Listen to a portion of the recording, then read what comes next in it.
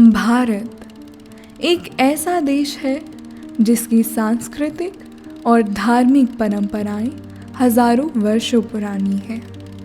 इसी भारत भूमि पर प्रथम शताब्दी में ईसाई धर्म का प्रकाश पहुंचा। संत थॉमस प्रेरित, जो यीशु मसीह के शिष्यों में से एक थे, सन 52 ईस्वी में भारत आए और मलाबार तट पर सुसमाचार का प्रचार किया। वहीं उन्होंने अनेक लोगों को विश्वास में स्थिर किया और अंततः सन 72 में मायलापुर चेन्नई में शहादत प्राप्त की। संत बर्थोलोमेव भी भारत आए और पश्चिमी तट पर कल्याण बंदरगाह के आसपास सुसमाचार सुनाया। इस प्रकार ये स्पष्ट है कि भारत में ईसाई धर्म का इतिहास यूरोपियन मिशनरी से कई पहले से शुरू हो गया था। यह वही बीज था जो सदियों बाद पूरे भारतवर्ष में फला फूला और अनेक समुदायों को नया जीवन व दिशा प्रदान करता रहा।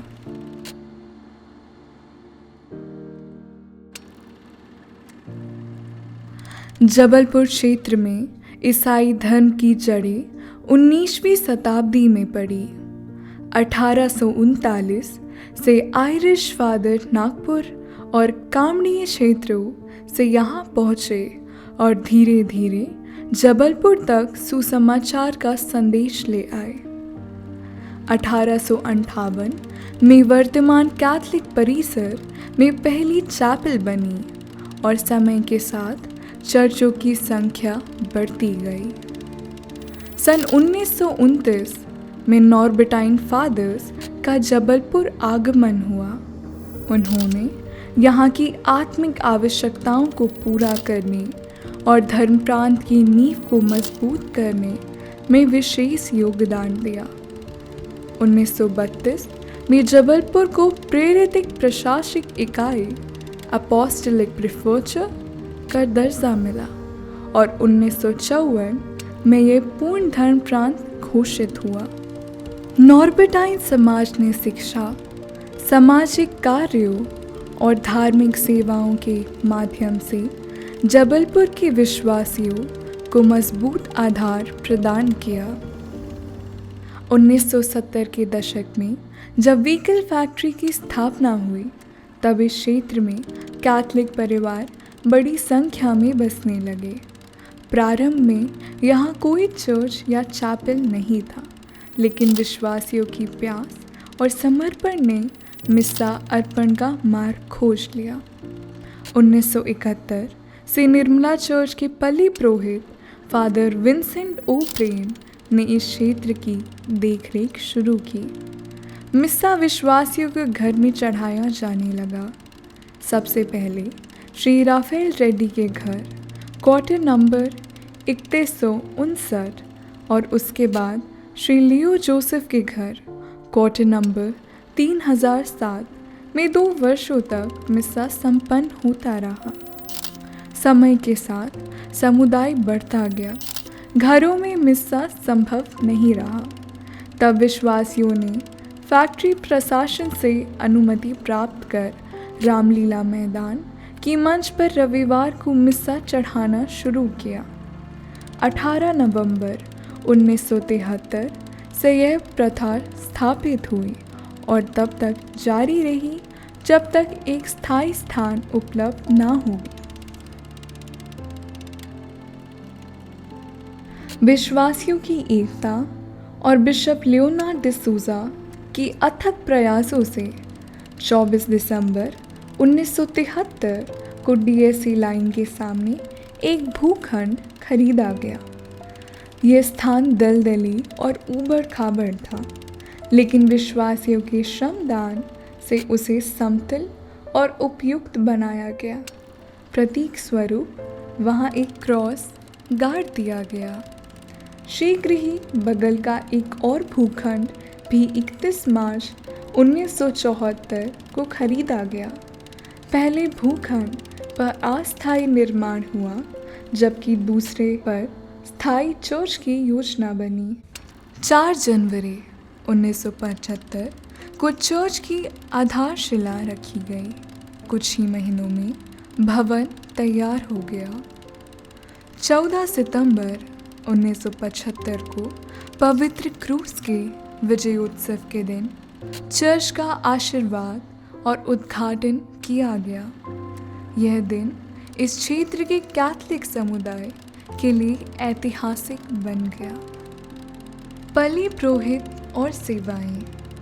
होली क्रॉस पल्ली की नींव के साथ ही इसकी आत्मिक सेवा के लिए अनेक समर्पित पल्ली पुरोहितों ने अपना जीवन अर्पित किया। फादर जोई फीलिक्स 1975 से 1977 प्रथम पल्ली पुरोहित। उन्होंने एक नए समुदाय को संगठित करने का कार्य किया। फादर एल्विन 1978 से 1980 उनके कार्यकाल में माता मरियम का ग्रोटो स्थापित किया गया और 13 दिसंबर 1980 को आशीषित हुआ।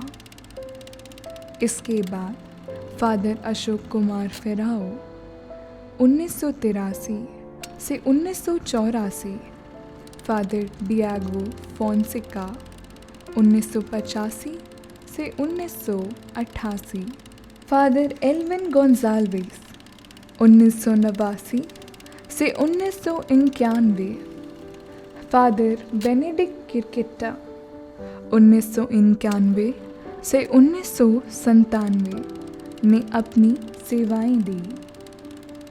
फादर दिनेश थॉमस 1997 से सन 2000, उनके समय में नए चर्च का निर्माण हुआ जो आज भी समुदाय का आध्यात्मिक केंद्र है।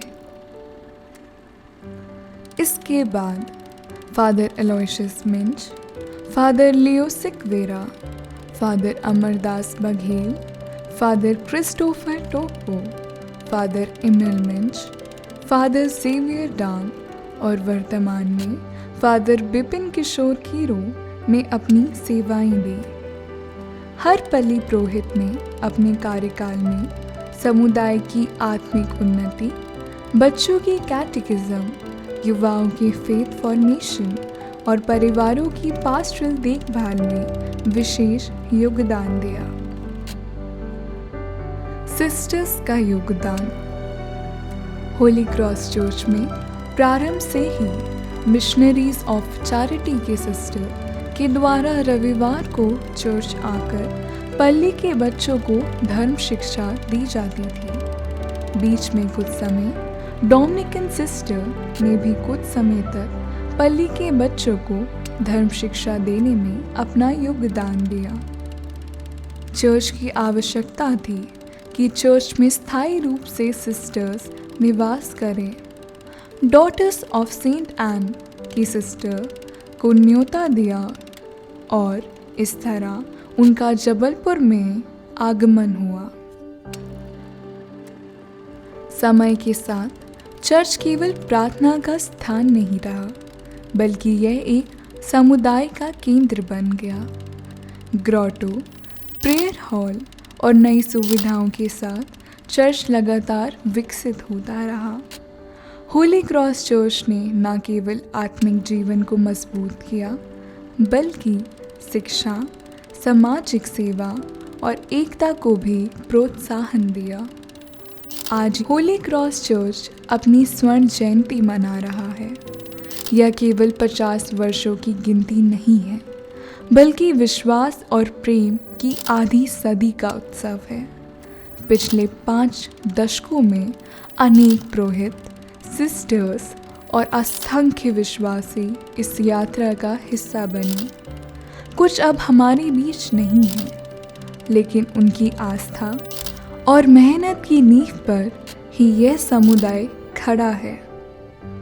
होली क्रॉस चर्च का इतिहास केवल एक भवन की कहानी नहीं है। यह उन लोगों की आस्था, परिश्रम और प्रेम की कहानी है जिन्होंने इसे खड़ा किया, संयोजा और बढ़ाया। 50 वर्षों की ये यात्रा हमें याद दिलाती है कि ये यात्रा अभी समाप्त नहीं हुई। आगे और भी मंजिल है और अधिक आत्माओं को छूना है। होली क्रॉस चर्च विश्वास, आशा और प्रेम की जीवित गवाही।